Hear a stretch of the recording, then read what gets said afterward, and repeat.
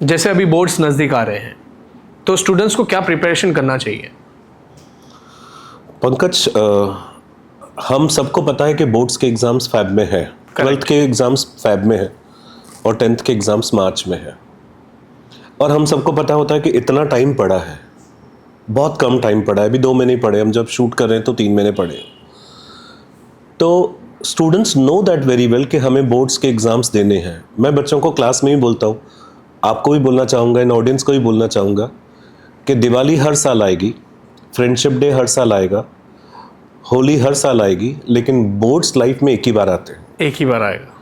और अब अगर आपको प्रूव करना है कि you are the best, if you want to prove that you are the best, तो you prove in their marksheet. आप अपने सर्टिफिकेट, नो डाउट कुछ लोग ऐसे बोल सकते हैं कि one marksheet, one piece of paper can not define yourself. But हमारे लाइफ में ये पेपर का जो पीस है वो ही बहुत सारी मायने रखता है।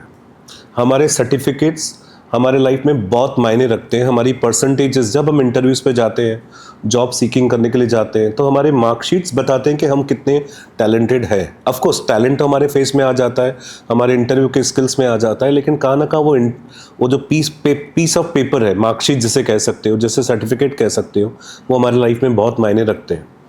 तो मैं बच्चों से सजेस्ट करूँगा, मैं बच्चों को एडवाइस करूँगा कि you know that very well, date of exams आपकी आ चुकी है।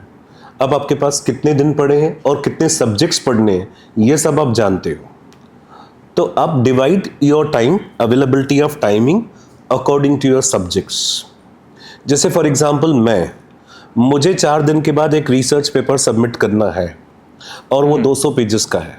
मुझे मालूम है कि मेरे पास 4 दिन पड़े हैं, मुझे मालूम है 200 पेजेस मुझे कवर करने हैं। 200 pages, 4 days are available.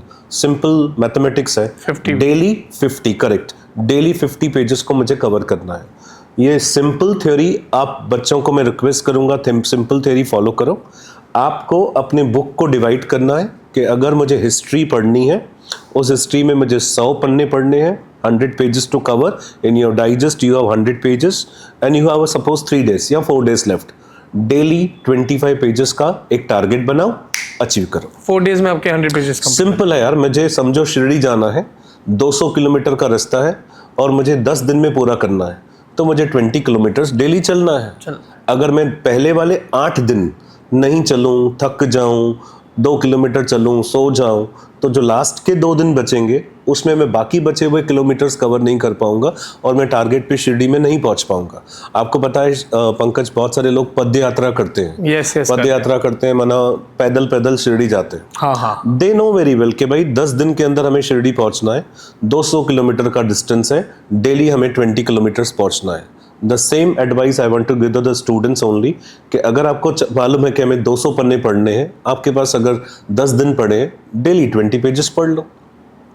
20 pages का टारगेट क्लियर करने के बाद भले आप लाइफ को एंजॉय करो, भले आप टीवी देखो, भले अपने दोस्तों के साथ जाओ, लेकिन पहले टारगेट क्लियर करो। टारगेट अपना अचीव, पहले टारगेट अचीव कर लो कि पर डे का टारगेट मेरा ये है, एक हफ्ते का मेरा टारगेट ये है, एक महीने का टारगेट ये है। अच्छा, टारगेट वापस से उस बात पे आ जाते हैं, प्लानिंग करो लेकिन एग्जीक्यूशन करो। प्लानिंग तो कर ली, फिर एग्जीक्यूशन रह गया तो फिर उस प्लानिंग का कोई मतलब नहीं आता। एग्जीक्यूशन में ही प्रॉब्लम आता है मोस्ट ऑफ द स्टूडेंट। हाँ, एज अ स्टूडेंट आप मेरे पास पढ़ के गए तो वही प्रॉब्लम बच्चों का होता है कि प्लानिंग कर लेते हैं, एक पेपर पे लिख देते हैं कि मैं इतने दिनों में ये सब्जेक्ट पूरा करूंगा, ये सब्जेक्ट में इतने दिनों में पूरा करूंगा, और पता चला लास्ट डे पहुंच गए लेकिन वो सब्जेक्ट को टच भी नहीं किया। तो वो सिंपल थ्योरी है। आप पेजेस को डिवाइड करो, आप जितने पेजेस पढ़ना चाहते हो divided by the days you have. आपको 100 पन्ने पढ़ने, आपके पास 4 दिन पढ़े, 25 pages per day, irrespective of chapters, irrespective of system. 25 पन्ने में टर्न करते जाऊंगा और कंप्लीट करते जाऊंगा, तो you can achieve your targets. And मैं सारे बच्चों को और पेरेंट्स को ही बोलूँगा, अपने बच्चों पे ध्यान दें, अपने बच्चों को थोड़ा मोबाइल पे कंट्रोल करो। टाइम आपके पास बहुत है। क्या होता है, हम सोशल मीडिया में बहुत टाइम दे रहे हैं। अगर आप स्क्रीन टाइम देखोगे ना बच्चों का, तो it's nearly 8 hours 6 hours, 8 to 6 hours screen time है। अब 6 घंटा अगर मैं डेली, अगर मैं 6 घंटा स्क्रीन टाइम दे रहा हूँ तो मेरे पास टाइम बचेगा ही नहीं। अच्छा, 6 घंटे का स्क्रीन टाइम होने के बाद बाकी जो स्क्रीन बंद है उसके बाद हमारा दिमाग चल रहा है, क्योंकि कहाँ ना कहाँ वो डांस का स्टेप, कहाँ ना कहाँ वो गाने की साउंड, वो हमारे माइंड में चलता रहता है। पंकज, अभी आप डांस समझो सिखाते हो बच्चे को, अगर आपने बच्चे को डांस सिखाई, आपने 10 मिनट डांस सिखाई, लेकिन बच्चा वो पूरा दिन डांस को देखता रहता है कि सर ने ये स्टेप सिखाया, सर ने ऐसे करना सिखाया, सर ने ये करना सिखाया, तो जो हम रील्स देखते हैं, जो हम कहाँ ना कहाँ स्टोरीज देखते हैं, वो हमारे माइंड में फिर चलता रहता है, वो घूमता रहता है, तो बच्चा फोकस नहीं कर पाता है। तो मैं रिक्वेस्ट करूंगा पेरेंट्स से भी, रैशनिंग करो। देखो, मोबाइल से हम छूट नहीं सकते, mobile is like oxygen for us. हम बहुत सारा काम मोबाइल पे कर रहे हैं, अब तो पॉसिबल ही नहीं अब पॉसिबल नहीं है, क्योंकि बहुत सारी बिजनेसेस ही मोबाइल पे चल रही है। लेकिन करो, रैशनिंग करो। रैशनिंग का मतलब होता है कि भाई 4 घंटे की जगह पे 2 घंटा। अच्छा, मैं टारगेट पूरा करूंगा, 15 पन्ने पढ़ लूंगा, फिर मोबाइल देखूंगा, 20 पेजेस कंप्लीट करने के बाद फिर मैं मोबाइल देखूंगा। अभी मेरी गुड़िया सीए कर रही है, तो हम सीए वाले बच्चे को भी ऐसे बोलते हैं, आप इंस्टाग्राम पे जाओ, आप यूट्यूब पे जाओ, आप चैट भी करो, लेकिन पहले टारगेट पूरा करो। 5 घंटे पढ़ाई करो, 1 घंटे का मोबाइल देख लो, फिर 5 घंटे पढ़ाई करो, 1 घंटे का मोबाइल देख लो। उनको डिसिप्लिन लाना पड़ेगा, डिसिप्लिन लाना पड़ेगा अपनी पढ़ाई पे। अब लाइफ इज डिसिप्लिन।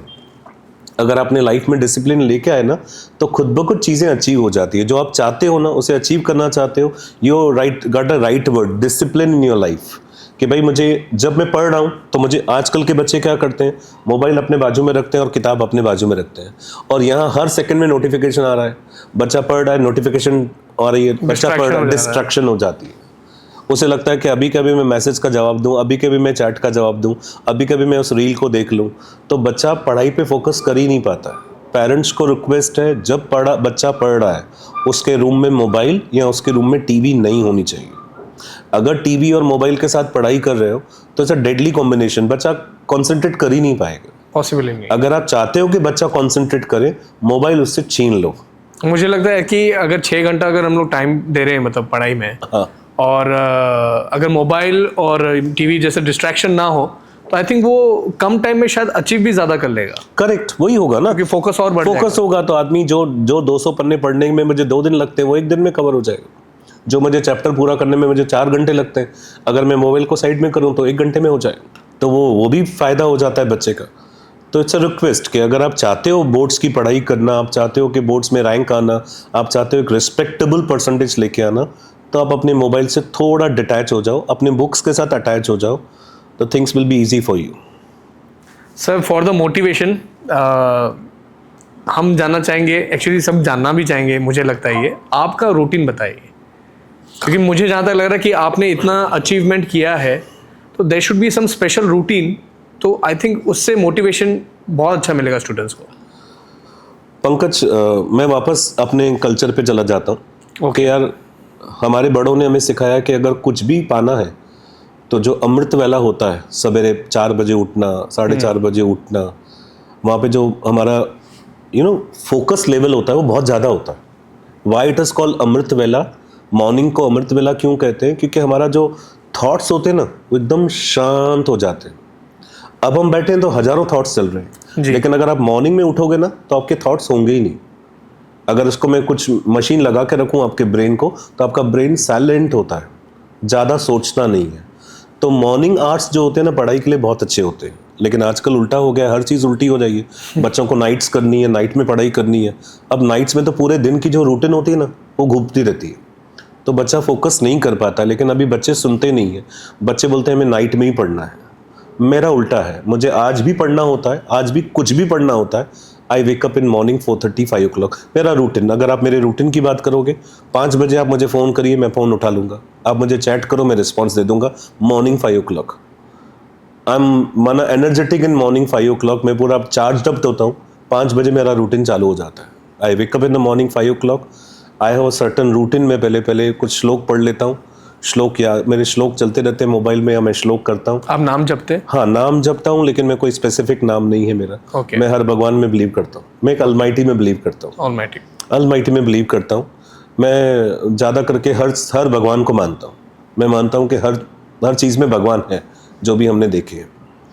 तो मैं सवेरे उठा, एक रूटीन मैंने कर लिया। रूटीन माना मुझे चैंट्स करने होते हैं, मैं चैंट्स कर लेता हूँ। थोड़ा सा एक्सरसाइज या योगा करना हुआ, मैं योगा कर लिया। देन मेरा एक घर में मंदिर बना हुआ है, मैं उसकी सेवा करता हूँ 2 घंटे। वहाँ मेरी मेडिटेशन भी हो जाती है, सवेरे भोग भी लग जाता है, भगवान को प्रसाद चढ़ाना होता है, सवेरे सर चढ़ जाता है, मेरी चैंटिंग भी हो जाती है। मैं कृष्ण में बिलीव करता हूँ, वो कृष्ण की चैंटिंग भी मेरी हो जाती है। 7:30 8 o'clock I leave my house. For my routine. मैं 8 बजे लेक्चर्स पे चला जाता हूँ। मेरा पहला लेक्चर 8 o'clock चालू हो जाता है। Early morning 8 o'clock early morning I am with a chalk and board और चॉक के साथ खड़ा हो जाता हूँ। और रात के 10 बजे तक मेरे लेक्चर्स और मीटिंग्स होती है। I daily take nearly 8 to 10 lectures of 1 hour। Nearly 8 hours I am spending in teaching. 3 से 4 घंटे मेरी मीटिंग्स और एडमिनिस्ट्रेशंस होती है, जहाँ पे मेरी मीटिंग्स फिक्स होती है। अलग अलग स्कूल्स है, अलग अलग इंस्टीट्यूशंस है, तो मुझे वहाँ पे लोगों से मिलना होता है। टीचर्स के ग्रीवेंसेस, पेरेंट्स के ग्रीवेंसेस, एडवर्टाइजिंग, मार्केटिंग्स, इन सब लोगों से मिलना, ये मेरे 4-5 घंटे चले जाते हैं। रात के 10 साढ़े 10 घर पे पहुँच जाता हूँ और खाना खाने के बाद मैं एक ही काम करता हूँ, सो जाता हूँ। मेरा रूटीन यही है। मैं खाना खाने के बाद 10 साढ़े 10 11 बजे मेरी लाइट्स ऑफ हो जाती है।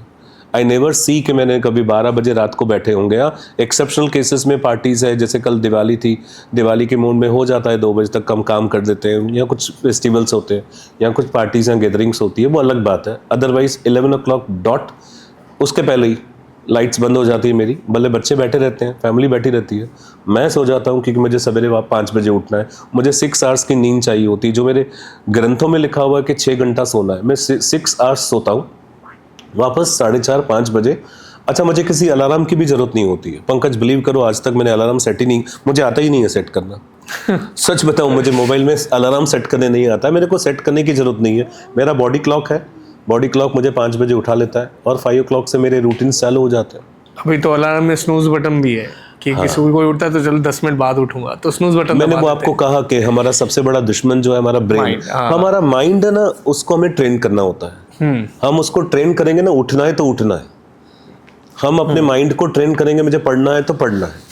अभी माइंड के सामने तो डिस्ट्रक्शंस बहुत आती है। अब कौन चाहेगा कि सवेरे जिम पे जाए, कौन चाहेगा कि 5 बजे उठे, कौन चाहेगा कि मैं धूप में खड़ा रहूं, लेकिन करते हैं। आप देखिए ना, विराट कोहली और रोहित शर्मा की बात करूं, आप मुझे बताइए, आज उनकी मैच है तो मैच के पहले क्या करते हैं? प्रैक्टिस वार्म अप प्रैक्टिस करते हैं ना। अभी चाहे तो विराट कोहली चाहे तो किसको भी 5 छक्के मार सकता है, किसी के सामने सेंचुरी मार सकता है, लेकिन उसके बाद भी वो प्रैक्टिस करता है। और हम एज अ स्टूडेंट्स की बात करूं, हमें वो सब्जेक्ट नहीं आता, हम प्रैक्टिस ही नहीं करते हैं, तो हमें वो सब्जेक्ट कैसे आएगा? Think about that. उसको वो आती है क्रिकेट, विराट कोहली को आती है, रोहित शर्मा को आती है, सचिन तेंदुलकर को क्रिकेट आती है, लेकिन उसके बाद भी वो लोग प्रैक्टिस करते हैं। उनके पास पैसे भी है, उनके पास शोहरत भी है, उनके पास सब कुछ है, उसके बाद भी वो प्रैक्टिस करते हैं फॉर प्रोफेशन। तो हम उस सब्जेक्ट की प्रैक्टिस करेंगे नहीं तो हम सब्जेक्ट कैसे आएगा? कोई भी सब्जेक्ट अगर प्रैक्टिस नहीं करोगे, पढ़ोगे नहीं, तो सब्जेक्ट कहां से आएगा? उसको तो आता है। When I am talking about Virat Kohli, उनको तो आते हैं ये सब चीजें। उनको क्रिकेट खेलने आती है, उनको बैटिंग करने आती है, उनको एक दो दिन प्रैक्टिस नहीं भी करेंगे तभी भी चल जाएगा, लेकिन तो भी वो लोग करते हैं, स्टिल दे डू। और हमें वो सब्जेक्ट नहीं आता है, हम नहीं करेंगे तो कहां से पेपर में लिख पाओगे? तो बोलते हैं ना, प्रैक्टिस मेक्स मैन परफेक्ट। तो मैं चाहूंगा practice makes everyone perfect. Do the practice. जो सब्जेक्ट आपको नहीं आ रहा है उसको उल्टा ज़्यादा पढ़ो, जो चीज़ समझ में नहीं आ रही है उसको, उसके वीडियोस देखो। और सच बताऊं पंकज, हम जब छोटे थे तो हमारे पास तो गाइड्स अवेलेबल नहीं थे, बुक्स अवेलेबल नहीं थे, पैसे नहीं थे कि बुक्स परचेज कर सके। हम खुद लाइब्रेरी में, मैं आरकेटी कॉलेज का स्टूडेंट हूँ, मैं लाइब्रेरी में जाके बैठता था, 4 बुक्स लेता था, फिर उस सब्जेक्ट में से इस क्वेश्चन में से, ये बुक में से ये क्वेश्चन ईजी है, इसमें से ये डेफिनेशन ईजी है, इसमें से ये पॉइंट ईजी है। फिर हम अपना बुक बनाते थे, अपनी बुक से वो लिखते थे, फिर नोट्स बनाते थे, वो पढ़ के जाते थे। आजकल तो बच्चों के पास सब अवेलेबल, रेडीमेड है। हाँ। उनको YouTube पे 100 वीडियोस मिल जाते हैं, गाइड्स अवेलेबल है, 21 अवेलेबल है, उनके पास नोट्स अवेलेबल है, ट्यूटर्स अवेलेबल है, कोचिंग क्लासेस है, घर में ट्यूशंस मिल जाती है उनको। तो बच्चों को उल्टा सब कुछ अवेलेबल है। उसके बाद subject wise actually private coaching भी है, प्राइवेट कोचिंग भी बच्चे लेते हैं। तो उसके बाद सब अवेलेबल होने के बाद बच्चों को ये प्रॉब्लम आना ही नहीं चाहिए। उल्टा रिजल्ट अच्छा आना चाहिए, उल्टा रिजल्ट अच्छी आनी चाहिए। और बच्चे कंफ्यूज्ड है, क्योंकि वो बच्चे क्या करते हैं, पूरा साल पढ़ते ही नहीं। सिंपल लॉजिक में बता दूं कि 20 ओवर्स का मैच चल रहा है, मुझे 200 रन्स चाहिए जीतने के लिए, और मैं पहले वाले 18 ओवर्स में टाइम पास कर रहा हूँ, खेल नहीं रहा हूँ, खाली 2 या 3 की एवरेज में मैं रन्स बना रहा हूँ। तो बाकी बचे हुए 2 ओवर्स में, बचे हुए 150 रन्स में बना ही नहीं पाऊंगा ना। बच्चों के साथ वही होता है, बच्चे पूरा साल नहीं पढ़ते हैं, लास्ट मोमेंट पे, एंड में फिर उनको फिर प्रॉब्लम आ जाता है कि सर ये भी नहीं हो रहा है, वो भी नहीं आ रहा है, फिर डिप्रेशन, फिर सुसाइडल टेंडेंसीज, फिर मैं पेरेंट्स को क्या बताऊं, फिर मैं फेल हो जाऊंगा तो क्या होगा। Then they students they do suicidal tendencies and बहुत कुछ कर लेते हैं बच्चे, अपने आप को हार्म कर लेते हैं। तो बेटर मैं बच्चों से यही आज रिक्वेस्ट करूंगा, अपने आप को हार्म करने के बजाय आप प्लान करो properly. It's very easy to achieve the goals, लेकिन अगर आपकी प्लानिंग अच्छी होगी, एग्जीक्यूशंस अच्छा होगा, तो आप 80-90% तो आराम से ले आ जाओ। और वैसे भी अभी कट ऑफ बहुत बड़ा हो गया, मतलब 90% तो मतलब कि कट ऑफ, पहले कट ऑफ कैसे होता था 70% तक, जब मेरे टाइम में, हमारे टाइम में मतलब 70% कट ऑफ था, अभी तो 90% कट ऑफ है। तो स्टूडेंट्स को तो और मेहनत करनी चाहिए बेसिकली टॉप में आने के लिए, टॉप में अच्छे कॉलेजेस पे जाने के लिए, क्योंकि जो कट ऑफ लिस्ट है वो 90s पे क्लोज हो रहा है। बच्चे को मालूम है कि मैं 90s नहीं लूंगा तो कट ऑफ नहीं मिलेगा, कट ऑफ नहीं मिलेगा तो एडमिशन्स नहीं मिलेगी। उसके बावजूद भी बच्चे नहीं पढ़ रहे हैं और फिर लास्ट में फिर डिप्रेशन में, सर ये नहीं हुआ है, सर ये पोर्शन सब कंप्लीट नहीं हुआ है, सर मेरा रिविजन नहीं हुआ है, सर मुझे ये टॉपिक नहीं आ रहा है। भाई पूरा साल जब हम बच्चों को पढ़ाते हैं तो तभी बच्चों का ध्यान होना चाहिए कि हम पढ़ना। देखो क्या होता है पंकज, प्रॉब्लम ये है कि बच्चे पूरा साल नहीं पढ़ते, उनको लगता है कि लास्ट में हो जाएगा, और भगवान की दुआ से हो भी जाता है, लेकिन जो परसेंटेज उनको चाहिए वो नहीं अचीव कर पाते हैं। अभी नहीं कर पाते हैं तो उनके साथ वो कंपैरिजन भी होती है कि भाई मेरे फ्रेंड को एडमिशन मिल गई, मुझे नहीं मिल रही है, ये वाले स्ट्रीम में मुझे एडमिशन चाहिए, मुझे नहीं मिल रही है, ये वाले कॉलेज में उनके प्रेफरेंसेस भी अलग हो गए हैं। पहले के ज़माने में हमारे नहीं थे, हमको जिस कॉलेज में मिलता था पेरेंट्स जहाँ पे फेंक देते थे हम चले जाते थे। आजकल बच्चों के प्रेफरेंसेस भी अलग हैं। अगर प्रेफरेंसेस है तो पढ़ाई करो। अगर आप अच्छे कॉलेजेस में जाना चाहते हो, कट ऑफ लिस्ट आपको मालूम है, गूगल डालो, आप गूगल में डालिए तो कट ऑफ लिस्ट मालूम पड़ जाती है। तो उस कट ऑफ लिस्ट पे पहुंचने के लिए आपको पढ़ना पड़ेगा। देयर इज नो शॉर्टकट्स, उसके लिए कोई शॉर्टकट्स ही नहीं, उसके लिए पढ़ना पड़ेगा। तो मेरी बच्चों से यही रिक्वेस्ट है कि प्लीज़ अपनी स्टडीज़ को स्टार्ट करो, प्लान करो, एग्जीक्यूट करो। नंबर ऑफ पेजेस डिवाइड करके पढ़ोगे, it will be easy for you. ये बहुत आपने अच्छा सोल्यूशन बताया एक्चुअली। और सुनिए ना, ऐसे आपने कहा ना डिग्रेडेशन के पहले 70 पे होता था, अभी 90 पे होता था। आप बिलीव नहीं करोगे, पहले के ज़माने जब हमारे माँ बाप पढ़ते थे तभी मैट्रिक बहुत बड़ा काम होता था। माना 10th स्टैंडर्ड को मैट्रिक कहा जाता था। करेक्ट। उस जमाने में जब मेरी मम्मी पढ़ती थी, पापा पढ़ते थे, हमारे टाइम में, हाँ हमारे मैट्रिक एक बहुत, माना किसने मैट्रिक किया तो बहुत बड़ा काम किया, क्योंकि उस जमाने में मैट्रिक का बहुत बड़ा वैल्यू था।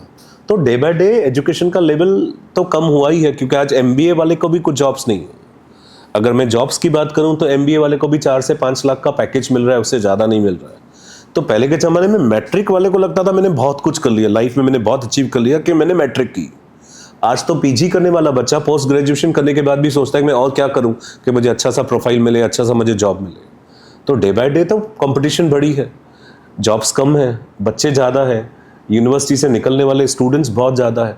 और हमारा कंट्री तो youngest population in the world, हमारे कंट्री में we are the most populated country, no doubt. We are the most youngest populated countries, माना सबसे ज़्यादा यंग पॉपुलेशन हमारे इंडिया में। हमारे पास बच्चे कम है, बुढ़े कम है, यंग पॉपुलेशन ज़्यादा है। तो देश के लिए सबसे बड़ा चैलेंज ये भी है कि इतने सारे बच्चे जो यूनिवर्सिटी से सर्टिफिकेट लेके निकल रहे हैं, ग्रेजुएट और पोस्ट ग्रेजुएट और डिप्लोमा लेके निकल रहे हैं, वो बच्चों को कहाँ पे जॉब्स मिले? इतनी सारी कंपनियां, इतनी सारी यूनिवर्सिटीज़, इतने सारे जॉब्स भी होने चाहिए। तो पॉपुलेशन ज़्यादा होने की वजह से जॉब्स नहीं मिल रही है, और मिल भी रही है तो बच्चे को जहाँ पे 10 लाख का पैकेज है वहाँ पे 5 लाख का पैकेज मिल जाता है। तो उनकी स्किल्स भी वैसे सेट होनी चाहिए ना, सेट होनी चाहिए, तभी तो वो जॉब अचीव कर पाएंगे। पंकज, आज कंपटीशन है हर जगह पे। अगर मैं एज अ एम्प्लॉयर हूँ, मुझे अगर 10 लोग सामने बैठे हैं, मैं उसमें से अच्छा सिलेक्ट करूंगा कि इसके अंदर मल्टी टैलेंटेड है और बंदा कम सैलरी में काम करने को रेडी है।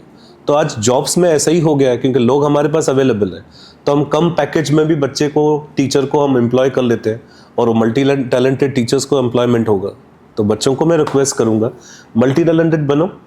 जॉब्स करने के लिए खाली सिर्फ पढ़ाई नहीं, पढ़ाई के साथ आपको कंप्यूटर्स भी आने चाहिए, आप स्मार्ट भी होने चाहिए, आपका वो एक्स्ट्रा करिकुलम, हाँ वो भी होना चाहिए, आपके अंदर टैलेंट होना चाहिए, कम्युनिकेशन स्किल्स होनी चाहिए। Try to get all these things, then you can do.